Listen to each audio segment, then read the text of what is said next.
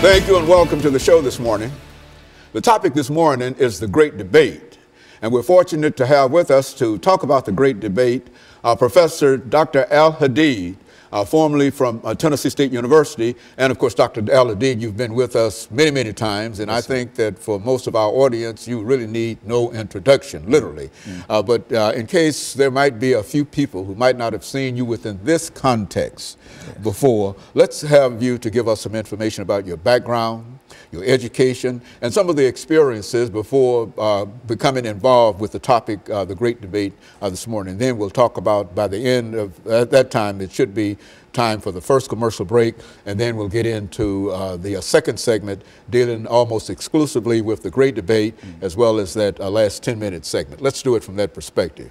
Well, I would like to start with the idea that I'm originally from Montgomery, Alabama, and my consciousness in terms of becoming aware of social issues and culture came about by participating in the civil rights movement there in Montgomery. I came of age between the Montgomery bus boycott in 1955 and the Selma to Montgomery March in 1965. And it was through that experience that I came to understand injustice. I came to understand the nature of the struggle. In fact, it led me to understanding how you take basic Christian principles and apply them to social change when I was a student there at Alabama State. I left Alabama State and went out on the West Coast, and that took me to another level. At that point, I became in contact more with people, nationalistic thinking and more Islamic thinking. So out of that experience, I moved over and became Muslim. I was a missionary Baptist and I became Muslim. Went to Africa, traveled extensively through Africa, mainly in Kenya, East Africa, Nigeria and West Africa, and some other countries. And I made the pilgrimage to Mecca in 1969 and finished my doctorate, came to Tennessee State in 73. And I stayed at TSU for 35 years. And then I did a brief period as a principal of a local Islamic school, the Nashville International Academy. And so that's pretty much my academic and activist resume. So in the real sense, Dr. AAl-Hadid, you've been involved in some way, one way or the other, dealing with civil rights, the activities involved in human rights and et cetera, almost all of your life. Is that right? Yeah, I was born and bred and with that. And I think, as you said, between what the bus boycott, Montgomery bus boycott, the 55, Selma in 65, 65 right. That decade, which was a powerful decade in the history of the United States, not only in the history of black folks in the United States, but in the history of the United States in a real sense, especially dealing with the suffrage. And I think that that's still one of the most important things that we can talk about today, and we'll have an opportunity to talk about that. But in a real sense, this is basically what we wanted to do, to sort of get that information. And as we said, you've been with us on many, many occasions, and each time we get the same kind of basic information, but there are some other things that we really didn't pull out during that first time. And so you made the whole round in a real sense, and we're certainly delighted to have you here to talk about what we consider to be one of the most important topics, and that's the Great Debate. We've got about a minute and a half before this segment ends. Why don't you sort of give us an overview of what do we mean really when we talk about the Great Debate?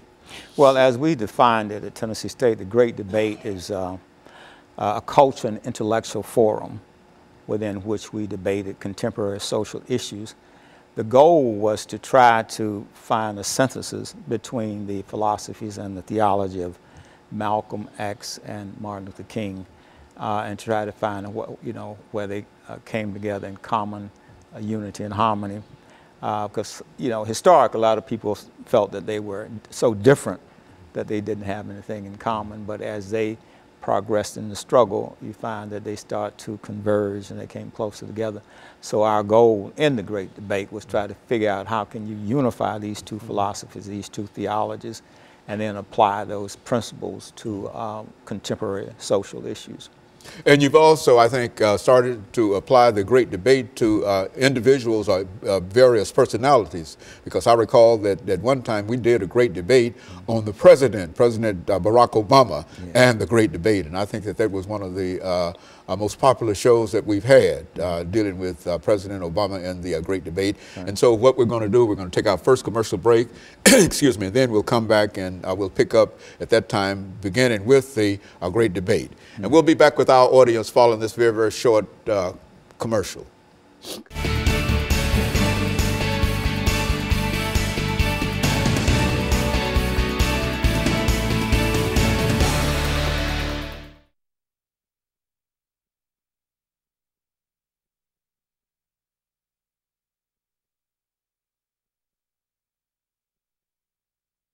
Thank you and welcome back to the second segment of the show for the morning. We're talking to Dr. Al-Hadid, who is a retired professor from Tennessee State University, and he's given us some information in reference to the Great Debate. Professor Al-Hadid, let's see if we can pick up where we left off during the first segment and have you to start talking about the Great Debate itself. I like to put the Great Debate in some historical context. I see it in three stages. One is what I would call the archetypical Great Debate, and that was the tension between those leaders, primarily who were doing slavery, who wanted to repatriate back to Africa, and then another group of people who wanted to assimilate into American society. So out of those who wanted to repatriate, you got the establishment of the country of Liberia on about the time of the Civil War. And for those that wanted to repatriate after the American Revolution, you got the establishment of Sierra Leone. So there were actually two colonies established from ex-slaves from America, Sierra Leone during the period of the American Revolution, and then you had Liberia during the period of the Civil War. And you had other people who felt that they didn't leave anything in Africa, didn't want to go back. So they would say, as soon as we're free, we're going to assimilate into America. Well, when slavery ended, in 1865, there was the illusion of assimilation, but the reality of Jim Crow. So out of that dialectic came another great debate, and that great debate was between what we might call separation and integration. And you had people who wanted to take those positions. And this one I would call the prototypical great debate. And that was the great debate between Booker T. Washington and W.E.B. Du Bois. Most of us know that debate. That's the most familiar one. Du Bois was, and they both dealt with educational institutions. Du Bois pushed a liberal arts agenda for the private schools, because he was a graduate of Fisk University. And Booker T. Washington pushed more or less an agenda of self-determination. Lifting yourself up by your own bootstraps. And he developed it based on the ANI